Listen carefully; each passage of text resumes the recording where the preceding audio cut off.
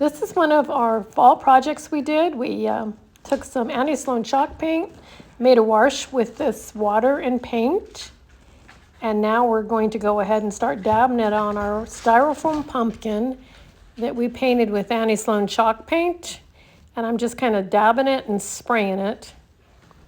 We put this wash on to kind of bring everything together, all of our colors, and just to kind of mute them. As you can see, it's given us a real soft and warm look with this brown. You can use any color of wash, and you just make your wash yourself with lots and lots of water, a little bit of paint. Just dab it on, and then take a paper towel or a rag, anything that you have, and just dab it off.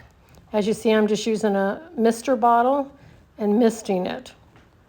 So we just keep doing the process till we have as much paint on there and depth and warmth as I want on this pumpkin. Isn't it beautiful? Look at the beautiful molds that we put on there. And like I said, this is all the IOD molds.